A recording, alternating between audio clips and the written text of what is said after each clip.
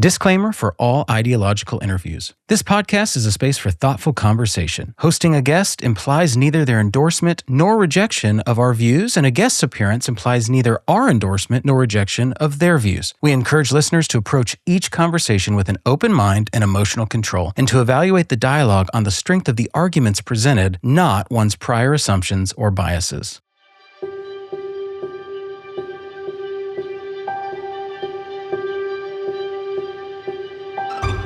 Welcome to another edition of Ideological. I am your host, Zach Lee, and today we have a very special guest. We have Seth Gruber, who is a pro-life advocate, and I'm excited to chat with him about this issue that, is pretty contentious both politically and ecclesiologically. And so, Seth, thank you so much for being on the show. Thanks, Zach. Appreciate you. Dude, tell us a little bit about yourself. So some of my audience will know who you are. A large portion, though, will not. Tell us a little bit about you, your background, the White Rose Resistance, and all that stuff.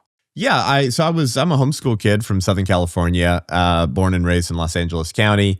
And then I went to public high school and did my senior project on abortion. Even though my mom had led a pregnancy center while pregnant with me and I had kind of been in that space, I realized I didn't have a lot of good answers to a lot of my friends. And so my high school told me I couldn't pick the topic of abortion, and so I threatened to sue them for viewpoint discrimination because I was a homeschool kid and I had actually memorized the entire preamble to the Constitution. And so they backed off and I did whatever I wanted. And then I went to a fake Christian college in Santa Barbara called Westmont College, and you and I met through a mutual friend. That graduated from the same institution. And I started the first pro-life club there and was a pain in the rear because I discovered that there were pro-abortion faculty professors on the payroll who actually believed that it's a wonderful blessing of liberty for women to be able to have their children slaughtered in the name of radical feminism. And this is something good and Christian that we need to protect in the same location that their Savior entered human history and to redeem mankind from their sins. So that's sort of problematic. And so, I'm banned from that campus now. I chose to stay. I didn't realize how woke and dumb it was. I just thought it was a Christian college. I was naive when I started at 19 years old. And so I decided to stay and just raise holy hell and be a pain in the rear instead of leave and, go somewhere more conservative. But I tell you that story because I learned to fight, not at UC Berkeley, but at a Christian college who puts the name of Christ onto their pro-abortion bigotry and refuses to fire people who would have slaughtered the Christ child and told Mary to exercise her feminism rights. And so the problem is much less the gay communists wearing Joseph Technicolor coat of hair. The problem is way more the blood-bought bride of Christ who ought to know better, who's traded her birthright for a bowl of porridge, who is appealing to the spirit of the age. Fulton Sheen has this powerful line. He says, those who wed themselves to the spirit of the age will find themselves a widow in the next. And we're seeing a lot of people do that. We're even seeing people like David Platt and Matt Chandler, for example, try to clean up their woke record that they haven't repented for or dealt with to enter this new conservative era where everyone hates wokeness now, largely because of Charlie Kirk, and everyone's waking up and realizing, oh yeah, all of this is like a progressive. It's another religion, and we're done with it. And now the Christian leaders who have played soft with woke ideologies, with alternative religions to kind of kowtow to the spirit of the age, try to get the next generation to think Jesus looks really interesting and attractive, are now realizing, wow, they really traded their birthright. And now they're trying to play cleanup with all the damage that they did without repenting for it. I'm saying all that to say, wait, what does that have to do with what you're doing, Seth? You're a pro-life speaker. It's because this is how we got to this situation. Well, why do most pro-life activists and warriors and leaders feel like the church is not on their side?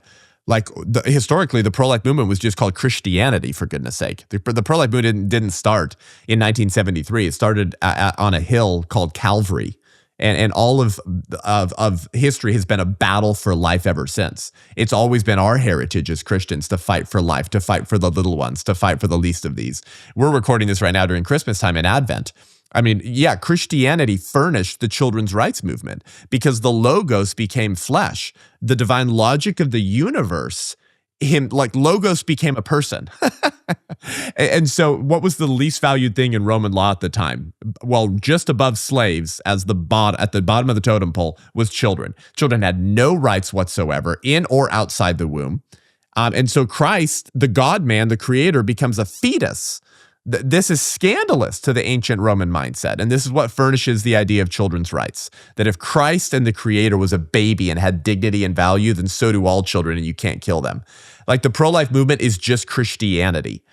And so the reason that I focus so much on the church, Zach, is because we've been churning out cowards and progressive pastors and leaders from our seminaries and Christian colleges for decades. And then we wonder why it feels like the church is asleep in the light and others have to step into the space that God's called the church to be in. Yes. So now you're like, shut up. I should have never had you on the show. But I'm like, dude, good. that's what I want. Like, I want everyone to give their position like full bore. I don't, everything in moderation, including moderation. I was going to describe your position on the sanctity of life, but I feel like that's pretty clear. Let me ask a different question then. Why do you think that is? So basically, if I can just kind of summarize what you mentioned, historically, and this is in Protestant, Catholic, and Greek Orthodox, they've always thought that abortion was wrong and sinful and murder, and then have traditionally been somewhat conservative. Why do you think that seminaries, churches, kind of pop evangelicalism has put forward so many guys that want to be, I hear this word a lot, winsome, that want to be liked, that are trying to remove stumbling blocks? Is it, why do you think that's happening? Yeah, I mean, great question, bro. So there's this line from C.S. Lewis, and I'm trying to remember. I don't think, is it Till We Have Faces or The Great Divorce? I think it's the Great Divorce. I think I just read both the other day. I'm mixing them up. But it's this interaction between two of his characters, and one of them is like the very intellectual type, right? And just always pursuing knowledge, but doesn't actually believe in the things that he's studying. And then the other person is someone who left that sort of mindset and is actually pursuing the truth. It's not just about intellectual assent. And they meet again, and there's this interaction that C.S. Lewis writes, and he says, we simply found ourselves in contact with a certain current of ideas, and we jumped into it because it seemed modern and successful. We just automatically started writing the kind of essays that got good marks and saying the kinds of things that won applause. We were afraid of a breach with the spirit of the age, afraid of ridicule. Having allowed ourselves to drift unresisting, accepting every half-conscious solicitation from our desires, we reached a point where we no longer believed the truth. And it's a powerful sort of almost like self-reflection, because Lewis would say that he was kind of doing that at one point. But it's also a powerful indictment on sort of the navel-gazing, evangelical institutional managerialist class that seems like they're only there to enrich themselves. It seems like they're only there to placate the spirit of the age and these like fundamentally heretical doctrines and ideologies to make life a little more cushy and comfortable for themselves. Like they actually don't know how to fight. And now we've watched a woke takeover of the Gospel Coalition, Christianity Today, Together for the Gospel. So many like speakers and pastors that people used to love, 10, 15 years ago. And you're like, I don't even recognize what you're saying anymore. Yeah. Who are you? And one of my good friends, Megan Basham, wrote, we have her at our conference in the day before the March for Life in Washington, D.C. called Life or Death Con. But she wrote a bestseller called Shepherds for Sale, how evangelical ministers traded the truth for a leftist agenda. I think it became a New York Times bestseller within like 7 to 10 days or something like that.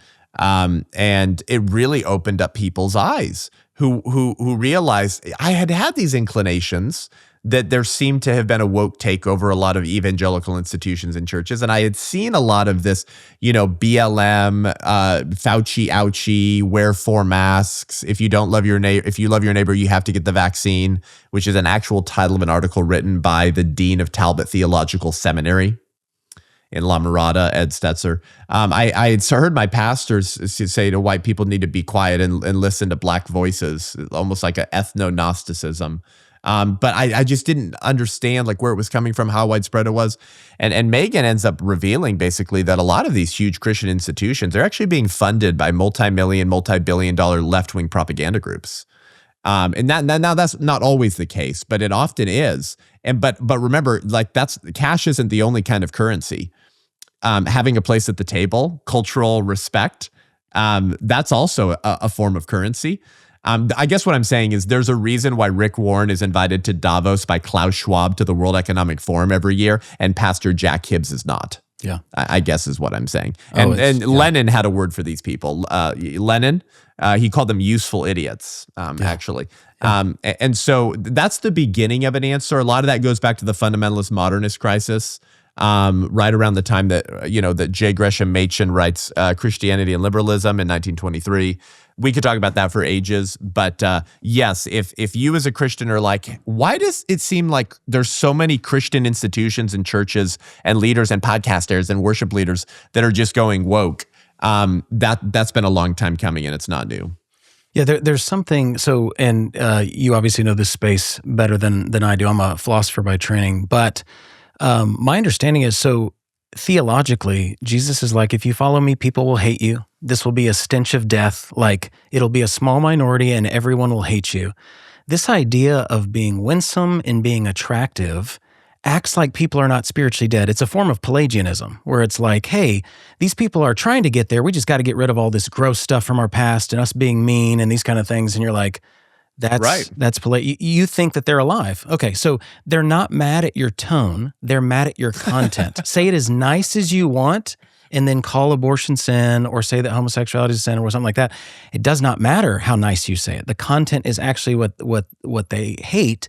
And so, man, we could talk about this for a long time. Yeah, I'm sure you and I could talk for ages. Next time we need to do it in person over a cigar. But yes. Okay, so what's one of the pushbacks that is exactly what you're saying? It reminds me of Joey from Friends, the show Friends. Yeah. It's not what you said, it's how you said it. That's right. Right before he realizes that he's basically a woman. It's just a funny thing. It's like there's a hesitancy, a hatred of actually, you know what? It's of like masculine strength. And so I think there's just a lot of like, I think like we have a problem with soy boy Christianity, where we equate niceness with goodness. Mm-hmm. We don't need more Christian nice guys. Niceness is not a fruit of the Holy Spirit. It's not the 11th commandment. Do you think Jesus is nice? No, I think he's good. Right, that's what I'm saying. Like, I think when he's calling people names, making fun of them, flipping tables. Yeah, but you're not Jesus. I'm not saying that. I'm saying this obviously can't be sin if Jesus is doing it. And if you want to be like Jesus, that means there are times you play with children and you're kind to the woman who's crying, but there are other times where you make fun of someone. You are sarcastic. You burn them. You yell, those kind of things. Yeah, that's right. And so, this whole concept of like love your enemy and pray for those who persecute you. Mm-hmm. Left-wingers who hate Jesus love to cite that as the only thing they care about in scriptures in order to shut up any Christians who are trying to oppose them transing the kids. And then progressive Christians, which is not really even a thing actually, they love to use that because they just want the diddle the kids Keynesian sexual revolutionary child sacrifice mob to find Jesus attractive. But then a lot of well-meaning Christians who are just not aware of how fundamentally demonic and spiritual the culture war really is will also cite that if anyone like me speaks with any kind of like gusto or passion about how evil these ideologies are. It's a fundamental misunderstanding of what Jesus meant by that, Zach. So the word enemy in the Bible is actually two different words. Whose meaning is completely different. In Latin, it is hostis, meaning public enemy. It's like the enemy of a state or a collective group, like the enemies of mankind, for example. The other word is inimicus.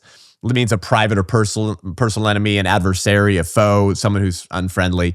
And then in the Greek New Testament, it's actually the same difference we find. So polemis is a public enemy derived from the word for war. And then ekthros is a private enemy found in Matthew 5:43 when Jesus says, love your enemies and pray for those who persecute you. He uses the word ekthros. So the woman in HR that you don't like, the bully on the playground, gay Uncle Bob who can't stop talking about homosexual stuff at Super Bowl Sunday, like a personal antagonist, not like the enemy of mankind. And the distinction is totally lost in English translations because both words are just translated as enemies. And so the implications for this are sort of massive for the church and for our I'll call them castrated pastors who almost never lift a finger to defend the least of these. When Christ commands us to love our enemies, he uses the word for private enemy.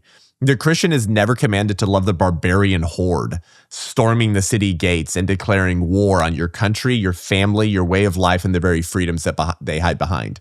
And so we understand that distinction of enemy at our home, our family level. If someone breaks into your house, and they want to rape your wife and steal your stuff, you're probably going to meet the end of a shotgun, right? Or a Glock 19 or something, right? But extrapolate that to sort of the national and political stage. That changes how we think about everything. And so we don't need more Christian nice guys. We actually have to learn how to love and hate correctly again. Yeah. Thank you. Tell me a little bit about, and I think this will be fascinating because a lot of people do not know this. Tell me about the history of this topic in America. Margaret Sanger, Planned Parenthood, the racial elements, whatever you want to say about that. Roe v. Wade, then Roe v. Wade being overturned. Give me some of your thoughts on that. Yeah, it's an absolute cesspool. And we could spend 2 hours on it, honestly. And by the way, I have as much time as you have, but it's up to you. So whenever we'll just go as long until you're like, I got my next thing. I wish I had 2 hours. No worries. But this is one of the left's more successful cover-up campaigns. They've done a very good job at curating the legacy and history of Margaret Sanger. And of course, this is the founder of Planned Parenthood, the largest abortion provider in the world. The largest provider now in America, they were the second largest provider last year. I think they're the largest provider right now of cross-sex hormones and puberty blockers. So trans drugs for teens is Planned Parenthood's fastest growing revenue stream. The transgender industry is. And Planned Parenthood is also the largest provider of the pornographic comprehensive sexuality education in America's public schools. Not because I say so, but because they put it on their own website. They boast that they're the largest provider of CSE, comprehensive sexuality education, which is not about the birds and the bees. It's fundamentally Marxian. We can get into that if you want, but and so that's one organization, and the left has done a very good job managing that legacy and that history. So much so that when you study Sanger, I have a bunch of first editions here at the office. Some of them are hard to find, but when you study the early coverage of Sanger, like the biographers writing about her or writing about Planned Parenthood or the articles way back then. And way back then, I'm talking the 20s, the 30s and the 40s. Okay. Mm-hmm. So 100 years ago or 90 to 100 years ago. And it was pretty well known that she was basically a population reductionist, eugenicist, racist, Marxist who hated marriage in the Catholic Church. It's everyone knew that. And then over the decades, you see the more shocking elements. Very true, absolutely true, but just the more shocking aspects of the true history behind Sanger and Planned Parenthood start to get removed from a lot of the books that got written about the things on Planned Parenthood's website. And so for the modern person, Zach, who's well, let me go learn about Planned Parenthood. You're not going to find the stuff I'm about to tell you. Well, maybe now because my film's been so successful. And so now we're kind of bringing it back up to the light. But 5 years ago, you would have to go down a little bit of a rabbit hole online. You're not going to find this stuff on the first page of Google. And it's so shocking. And some of it's hard to prove. I had to really go down the rabbit hole to find the smoking guns and find that proof. And so what is Planned Parenthood? Well, it didn't start as an abortion organization. It started as a birth control eugenics organization, and it's still a birth control, emphasis on the control aspect, eugenics organization. In fact, Margaret Sanger coined the term birth control. Most people don't know that, Zach. The phrase birth control was created by the founder of Planned Parenthood. Before, people would use the word contraception, but birth control was created out of the eugenics movement. And it wasn't a way to help poor Black and brown women plan their parenthood, the minority classes that Sanger claimed to care about until she didn't. It was a way to control the birth of the aspects of the human race that she didn't want reproducing too much. She called them human waste, defective stocks, and human weeds, to quote some of her phrases to describe certain minority classes in America. And so in 1916, she opens her first birth control clinic illegally against the law in the Brownsville neighborhood of Brooklyn, New York. Interestingly, she didn't open it in Greenwich Village, which is where she lived, because there was too many white people there. She opened it in Brownsville, a minority neighborhood comprised largely of Blacks, Slavs, Italians, and Jews. So that should tell you everything you need to know about Planned Parenthood today. Before the overturning of Roe versus Wade, 79% of Planned Parenthood surgical abortion facilities were within walking distance of majority Black and brown neighborhoods. And if for the listeners who go, okay, but that's just because those minority people, they needed more help in the family planning space. Okay, Seth, that's why it was out of love for those classes of people and care to lift them up that Sanger and Planned Parenthood put those centers there, not because they were trying to obliterate or target. Okay, very well. Here is one of the early projects of Planned Parenthood, just to abuse people of that notion. It was called the Negro Project. That's what Planned Parenthood called it, not me. And here's the opening proposal of Planned Parenthood's Negro Project. Quote, "The mass of Negroes, particularly in the South, are still breeding carelessly and disastrously, with the result that the increase among Negroes, even more than among whites, is from that portion of the population least intelligent and least fit." Whoa. End quote. Here's how Margaret Sanger defined birth control. Quote, "Birth control is not contraception. Thoughtlessly and indiscriminately practiced, birth control means the cultivation and release of the better racial elements in our society and the gradual suppression, elimination, and eventual extinction of defective stocks, those human weeds who threaten the blossoming of the finest flowers of American civilization." Yikes. And then Planned Parenthood's founding board member, when the organization was established under a C3 status in 1921, his name was Lothrop Stoddard. He was the exalted cyclops of the Massachusetts KKK chapter. So there's a lot bit of things there, but none of them are good. That's wild. Okay.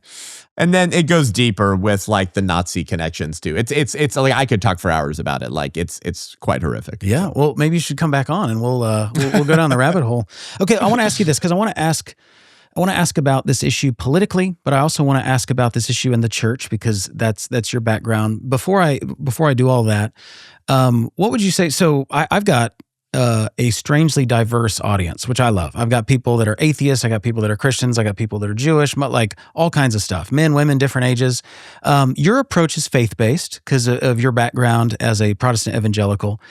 For somebody who doesn't hold a Christian ethic, should they support the pro-life movement and why? Are there other reasons for that? What are your thoughts on that? Yeah, I mean, so this is always a fun conversation because we're able to sort of, I think, disciple and teach normal, run-of-the-mill, common sense realists in America who are not Christian. They don't claim any religious affiliation, but they're still breathing the fragrance of a garden planted 2,000 years ago. Os Guinness calls Western civilization a cut flower civilization. And by that, he means that the soil of the flower that is America is unequivocally Protestant Christian. Everyone knows that. Yeah, this is Tom Holland. Tom Holland, who's not a believer, he wrote Dominion. Yes, I know, yeah. And he mentions this, and this was Nietzsche. Part of Nietzsche's critique was, hey, this God thing's ridiculous, and yet all of you are still living like Christianity is true. Yeah, well, I mean, even like, our language in America of, or in the West, just broadly, like justice, equality, human rights, like all of these are cut flowers from Christian soil. So they survive for a time, like beautiful in form, but severed from their roots. And so this is why Os Guinness calls Western civilization a cut flower civilization. Like, you can enjoy its beauty for a while, but cut flowers die. One of the most famous atheists of our age, Zach, just 2 years ago, called himself a cultural Christian because he said, "I like Christmas." Are we talking about Dawkins? And its traditions. Yeah, Dawkins. Thank Richard you. Dawkins, Sorry, yeah. I didn't have enough copy today. And it's like, dude, you don't get to do that. Actually, you're sawing off the branch you're standing on, and when you fall, it's gonna hurt, and it's gonna hurt bad.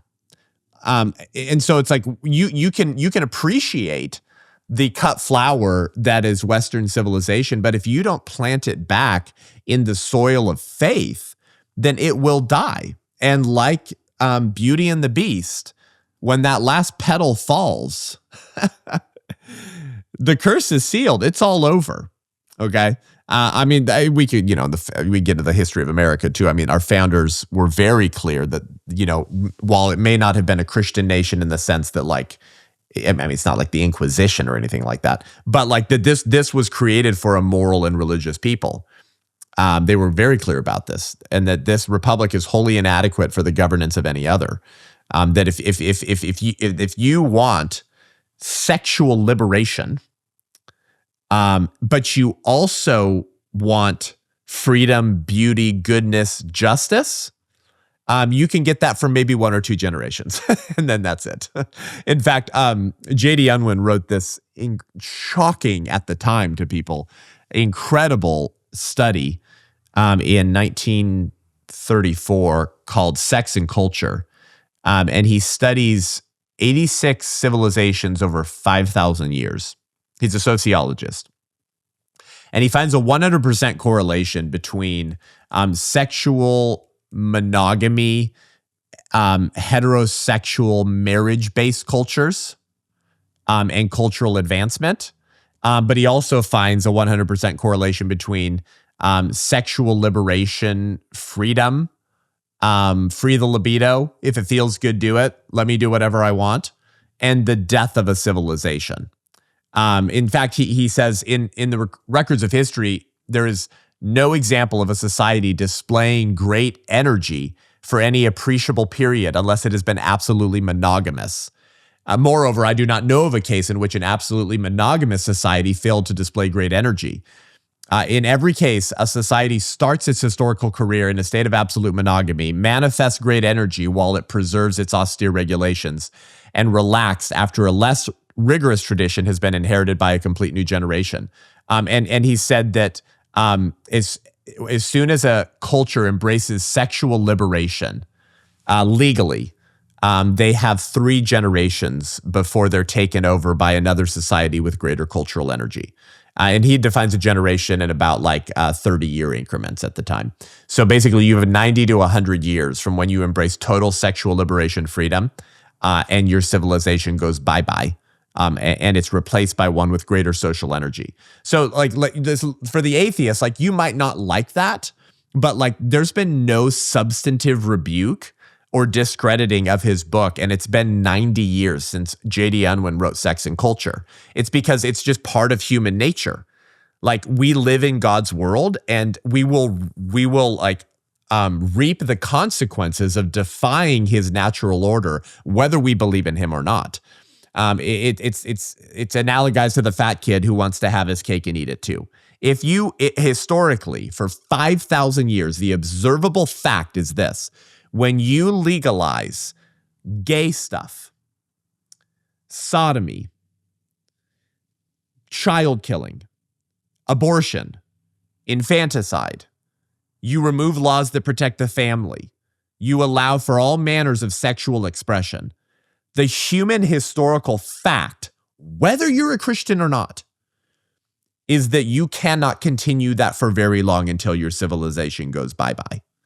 So what we're doing right now in the West, basically, is we have a bunch of godless leftists and godless conservatives, by the way. There's such a thing as Christless conservatism, Zach.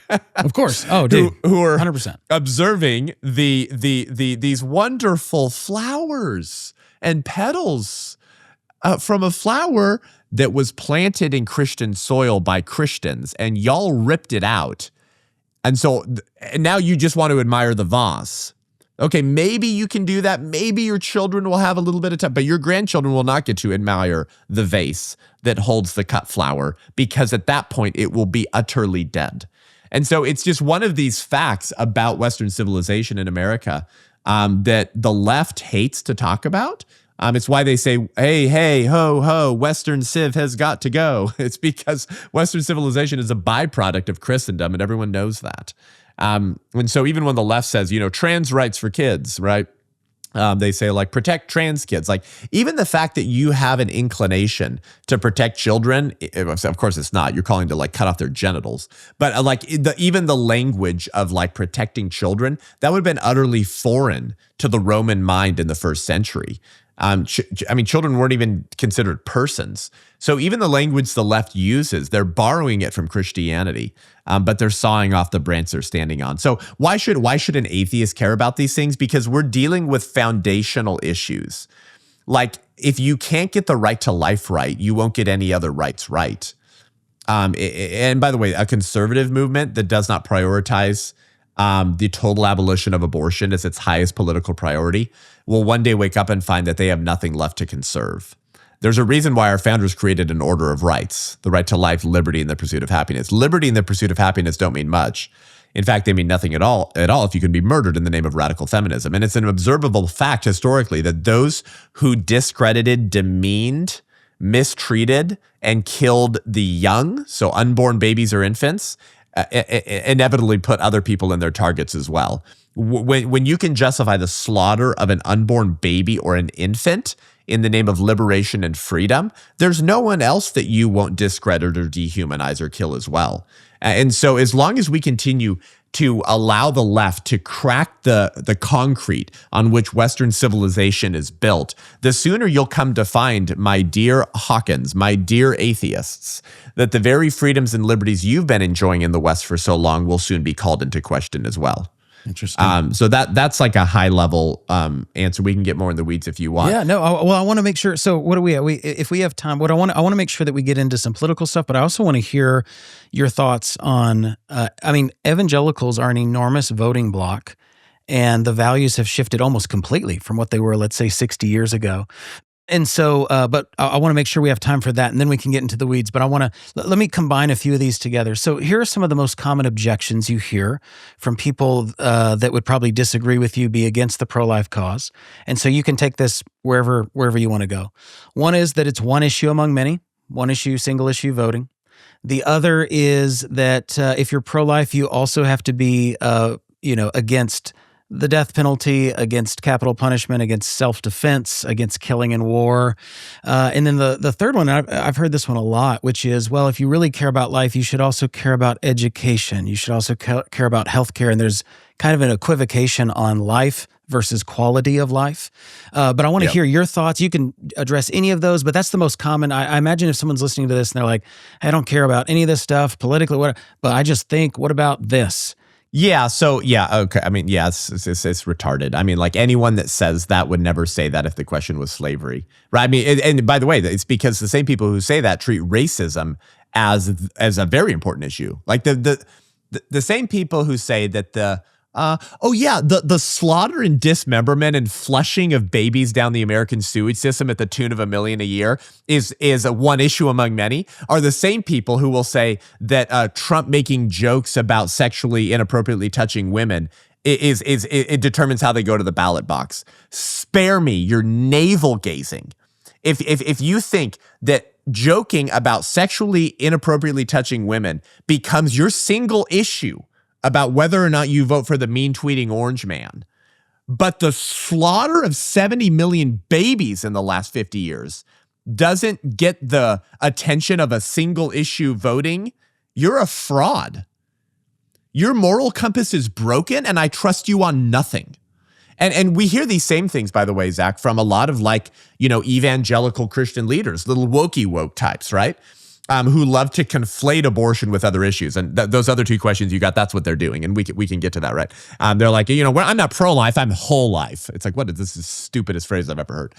Or it's like, I'm not I'm pro-life from womb to tomb. right? I hate that phrase because what you're doing is you're saying like pro-life means more than ending abortion. That's what they're saying, right? It would be like saying, have you heard of the End It movement, Zach? They call themselves the End It movement.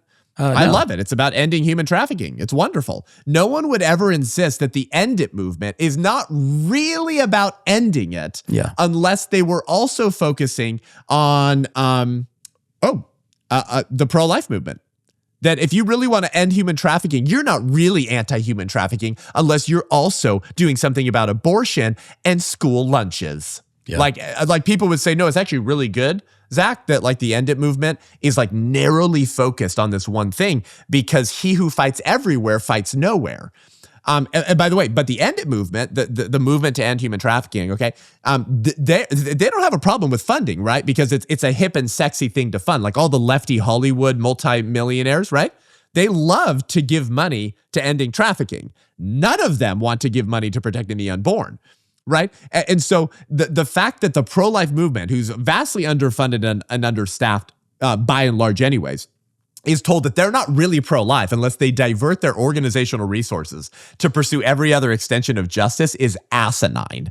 And it's usually coming from people who do little or nothing to actually end abortion in the first place. They've never lifted a finger to stop the killing. They're not involved in this movement at all, but they'll benchwarm on their fat butts, okay, while they Netflix and chill, and then scream at me and other warriors who are trying to end the mutilation and murder of little babies in the womb and tell us we're not really pro-life unless we vote for Kamala Harris. And so there was a group called Evangelicals for Biden, Evangelicals for Harris, and their whole goal was to make the argument that we hear from people that you just mentioned, which is that you have to be about all these other issues if your pro-life bona fides are going to be accurate. Apply that to any other movement, to any other cause, and it would be laughed. It would be laughed out of town. It's only pro-lifers who are attacked for not actually being about the thing they say they're being about unless they try to pursue every other extension of justice. It's one of the most stupid things I've ever heard, and I nearly always hear that from people who have never tried to end the killing of babies in the womb. Yeah, you know what it reminds me of? So like when you had the Black Lives Matter movement, and then people would say all lives matter, what people got upset about is they'd say, wait a second, by saying that, I mean, it's true that all lives matter, but like by saying that, what you're really saying is stop focusing on this thing. Stop focusing on the Black Lives Matter, make it about everybody so that it loses momentum. This is kind of like the pro-choice movement's all lives matter. What they're trying to say is if you don't care about all these things, and by the way, they're not going to distinguish like the right to not be murdered, the right to live is super different than the quality of life you have, whether or not you have free school lunches. Like you don't have a chance to have any education or healthcare or anything if you're dead. And so there's this weird equivocation that's going on with this. With the purpose that you mentioned. Well, listen, their goals are pretty clear. Actually, it's to make the pro-life movement impotent and ineffective. Because if we're pursuing every other thing or trying to prove that no, we're also for these other things, then we're not really going to be effective. And again, those criticisms usually come from people who do nothing, or they come actually from left-wingers and progressive Christians, which again is a misnomer. There's no such thing as a progressive Christian. And so anyway, so it's very, very frustrating. And then the whole thing about like, well, then, you know, what are you doing about like universal healthcare and making healthcare costs cheaper? And what are you doing about universal education? What are you doing about school lunches? And do you support this? And do you support that? First of all, like you said, there's a difference between protecting life in the womb and quality of life outside the womb. Those are fundamentally different. But of course, all of those things that they're espousing are pro-life extensions. That's just all communism. Like, I don't want the government involved in those decisions. Because when the government gets involved in those decisions, human flourishing decreases and costs always rise. And so what really the people who say, like, if you're pro-life, you need to be A, B, C, D, E, most of those other things they insist that we support are actually very dehumanizing things because they're socialistic and communist in fundamentally, which is very anti-human because it discourages innovation, it crushes the citizen, it increases costs or it decreases costs for a while until and then it increases costs, and then you don't get as good quality. There's a reason why even the Nordic socialist countries that the left loves to celebrate as just these wonderful examples of human flourishing, why those people fly to America when they need a speedy operation right away. And so anyways, all that's like, tangential, but they use it to try to say, you have to support these things if you're pro-life, and it's just not true. Talk to me about, because one of the things you'll hear said is, okay, well, I want to be pro-life on everything. Is the just taking of life by the state for somebody who's criminally guilty quite a bit different than the individual taking of life by an individual? I want to make public hangings great again. Yeah, so that's what, so when people say, and again, that shocks people. You tell me from your worldview, tell me how you would answer this.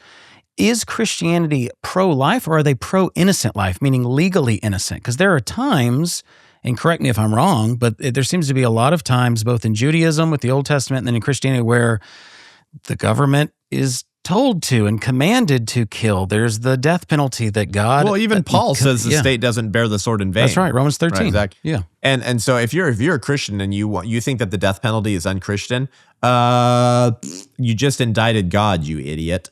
If you're trying to make a moral argument against the death penalty, you are saying God is immoral. Good luck. Have fun with that one. Okay?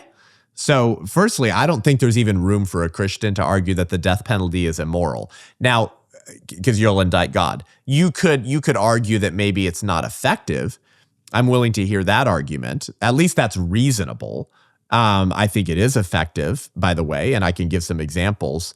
Every state that allows school teachers to carry guns don't really have a problem with school shooters. In fact, many of these times they advertise this, which is great, Zach, right? They'll advertise where not only is it like usually a state where it's open carry, but they'll say we allow and encourage our teachers to carry. Yeah. Yeah, that's So I've seen. I'm in Texas, shooter dude. So in Texas, it's like you see those. Yeah, would-be school shooter. Something tells me they're not going to try to walk onto that campus, right? Yeah. And then, of course, people freak out and they're like, "Oh my gosh, you would have teachers carry?" You want to know how many schools that allow teachers to carry have had an accident with a misfire or something horrific that has happened because zero is the answer, zero. So, and then what are other examples, right? When these cities or counties were passing these laws in 2020. Remember with BLM just robbing, stealing crap everywhere they went. They were saying if you steal less than $1,000 worth of stuff, then like we're not going to come after you. Like it's legal to steal less than $1,000 of stuff. This shocking thing happened.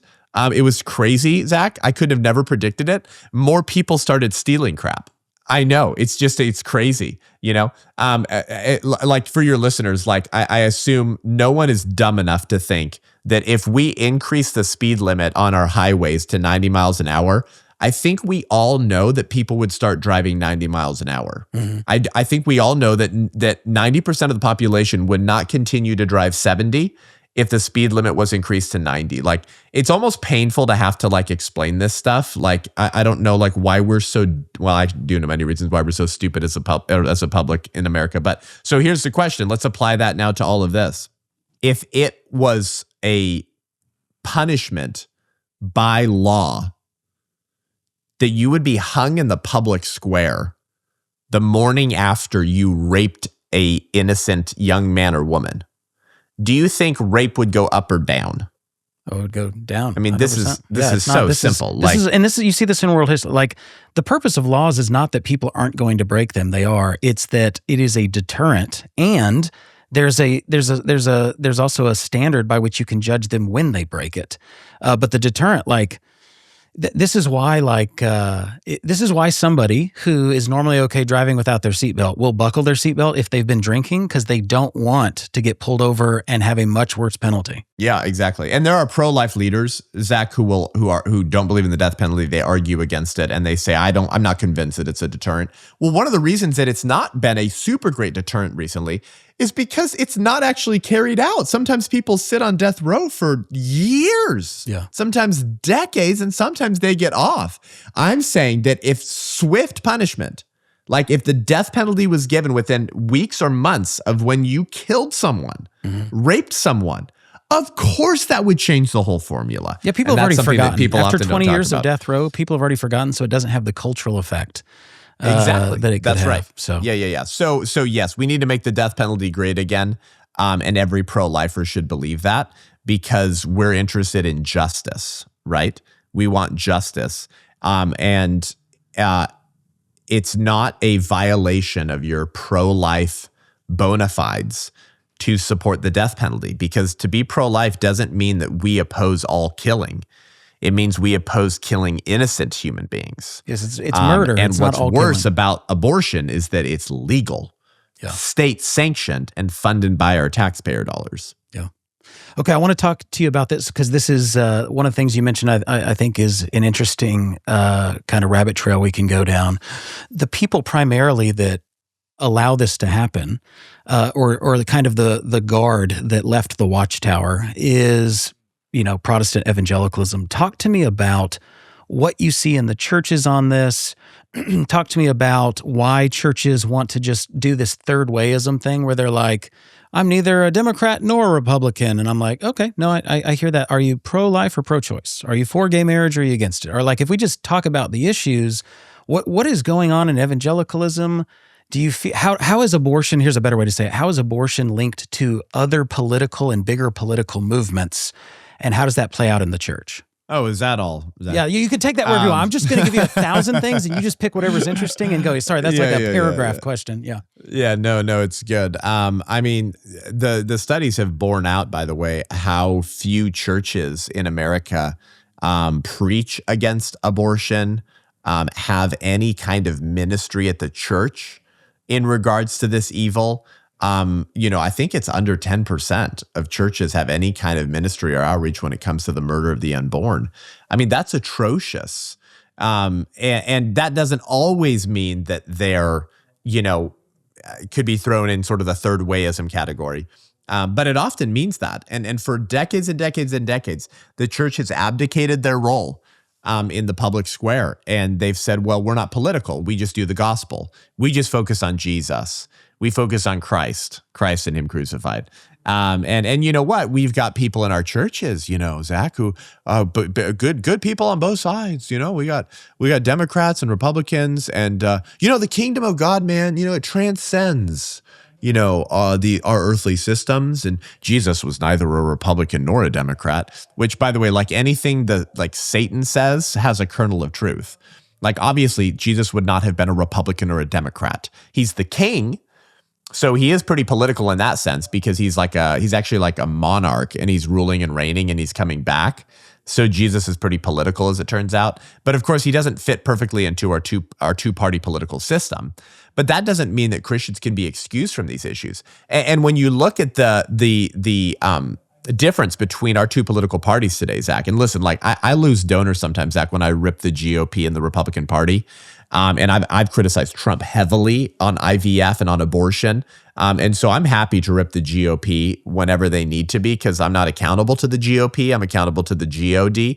But if you just look at the difference between the two party platforms, I mean, they couldn't be more different. At least with the Republican Party, they have a platform on which we can hold them accountable. Language that is a commitment to marriage and to children's rights and to the sanctity of life, right? Like, you look at the Democratic Party platform, just put the two next to each other. It's like one's from Satan's butthole, okay? And one is from maybe a cut flower that still has vestiges of Christendom. So that's a party we can work within for better change, to actually get things done. But to use the phrase that, like, hey, we're not called to get involved politically, we're called to save souls, the Great Commission, to love people, to bring them Jesus. And so we're not going to get into these political issues, is one of the most heinous, cowardly things that a Christian could do in the 21st century, because those issues that are now dividing Americans, the country, and the two political parties, Zach, those are not issues about, like, how much should we tax people? How expensive should healthcare be? No, the issues that divide the two-party platforms and Americans broadly is, should we murder children through point of birth in their mother's uterus and fund it with our taxpayer dollars? Should we chop off their scalps and put them on lab rats to create humanized mice, which is something Francis Collins and Anthony Fauci did, by the way, while they were being celebrated by Rick Warren, Ed Stetzer, Russell Moore, Tim Keller, and David French, and N.T. Wright, and Phil Vischer. And none of those people have repented for their cooperation with a man I think we can call the Joseph Mengele of the 21st century, Francis Collins. I have a whole piece at Clear Truth Media if people would like to read that. It's called The Most Evil Man in Evangelicalism and Those Who Platformed Him. What are the issues that divide the party? Should gay dudes be able to rent a poor woman's uterus, buy another woman's gametes, gestate a child, and take it home to a motherless home? What other issues divide those two political parties? Should thruples be able to get kids and tell them that they have 3 daddies or 3 mommies? How about this? Should single adult men be able to use IVF and big fertility to get babies with 0 background checks and take them home? That's another issue that divides the two political parties. How about, should men be able to walk into a woman's locker room at school and show their dangling dong because that they say there's a woman living in their soul? That's another issue that divides the two political parties. So for any pastor who says, I'm not political, I just do Jesus, no, you've allowed the other side to define the terms of engagement, and you won't even contend against or preach against what is fundamentally demonic, issues that were dealt with in Genesis 1, 2, and 3. What is a woman? What is marriage? What is the family for? What were humans created to do? What's the sanctity of life? You won't even deal with issues that your Lord and Savior has defined for you as the pastor and for us as Christians because they've been rebranded as political. I mean, these issues are not political. And I can prove it, by the way. The Democrat Party in the 1960s, Zach, pro-life, against gay marriage and against transgenderism. Those two parties were in agreement in the 50s and 60s that those issues, what issues? The issues that are the hottest political issues of 2025. Yeah. The two political parties a few decades ago were in agreement on all of those issues. And they said, we don't touch those issues. Those are spiritual, Christian, cultural issues. Now they've all been rebranded as political. Why? Because that was the plan. The feminists wrote about this, Zach. They wrote about this. Shulamith Firestone, Kate Millett, Betty Friedan, and then their mentors, Wilhelm Reich, Herbert Marcuse. They wrote about this, that the personal is the political. That was the phrase of the feminists. You remember that, Zach? Yes. The personal is the political. What does that mean? Politicize everything. Politicize the family, politicize gender, politicize parenthood, politicize marriage. Drive a political wedge into the most personal, familial, Christian cultural issues as possible. Cause division everywhere. Take dominion. It's the cultural mandate flipped upside down. I could talk about this for another 50 minutes, but like if you say that so this is Tim Keller. Tim Keller's written all over this, by the way, right? He was famous for saying basically that the Bible doesn't tell us how to vote. But he said, like, we have what he called liberty. He said we have liberty to vote for whoever we want. Okay.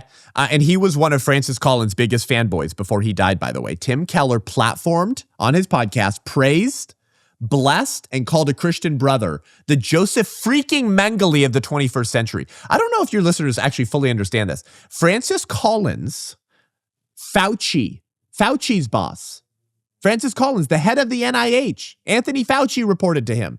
Francis Collins funded studies to chop off the breasts of teenage girls who thought they were boys, Zach. He funded studies to scalp full-term aborted children at the University of Pittsburgh and put them on lab rats. He funded studies to create an app to track the anal sex activity of teenage boys on an app without parental consent or knowledge. Francis Collins declared himself an ally of the LGBTQ movement. Francis Collins says he does not believe that human life begins at conception. I have the citations and proof for all of that. And Tim Keller called this guy a Christian brother. He equated him, Zach, to Samuel or Joseph or one of the prophets? He compared him to one of the prophets of the Old Testament. and told the church, listen to Francis Collins. Get the jab, you idiots. Rick Warren did the same thing. The editor-in-chief of Christianity Today, Russell Moore, did the same thing. This is one of the most evil men ever. And yet those are the people who tell us not to be political, Zach. Tim Keller would always say this, focus on the kingdom. It's neither left nor right. His focus on being neither left nor right, but just being about the kingdom was so pervasively effective on the evangelical mindset that it coined a term, third wayism. That came out of Tim Keller, the guy who was called the C.S. Lewis of the 21st century. How did Tim Keller's legacy end, by the way? Let's talk about how his legacy ended. Okay, here's how it ended. A year before he died, he was segregating his congregation between the vaccinated and the unvaccinated. If you walked in to what was it called? If you walked into his church in New York City, okay, and in 2022, you had to show whether you had the jab or not. Yeah, if you walk to Pastor Tim Keller's church, Redeemer Presbyterian, in New York City, in Manhattan, down the street from Margaret Sanger, down the street from Greenwich Village, where the homosexual movement was launched out of, where the abortion movement was launched out of, and where the second wave feminism was launched out of. All of that came out of one freaking neighborhood in New York City. Like, talk about the demonic legacy. Talk about the demonic assignment and stronghold that is in New York City. Like, how about preaching against that, Pastor Tim? How about bringing the kingdom of God into conflict with the demonic ideologies that have spawned out of your city? No, a year before his death, maybe 18 months before his death, he was checking to see whether you had the freaking jab or not. And if you didn't have the jab, go to the balcony and sit with the other unwashed masses. If you have the jab, come up, sit up front. That's how Tim Keller's legacy ended, Zach. He was freaking segregating his church. And he taught Christians, and people I go after Tim Keller probably more than any other, vocally more than any other Christian in the culture war space. And I get a lot of heat for it. People say, why is Seth so obsessed with Tim Keller? That's so freaking weird. It's because you don't understand how pervasive that influence was. Like the amount of pastors who read his book, Center Church, I read the whole thing. Okay. You know how impactful that was in a new generation of church planters who took Tim Keller's model for bringing the gospel to the city and for becoming relevant. We could talk more about that, Zach, probably for an hour, but people don't understand actually how impactful Keller's discipleship vision for church planting and cultural engagement was on the next generation of pastors. And they ran with that. And so they said, we're neither left nor right. We just do the kingdom. But the issues that you're refusing to contend on and get involved in are fundamentally Genesis 1-3 issues. Here's a tale of another man. His name's Charlie Kirk. He gave the seed money for me to launch the White Rose Resistance, and as a brother of mine. He did the opposite of everything Tim Keller and the evangelical mindset of the last 100 years taught people to do. He ran into all of the most divisive, hotly debated political issues.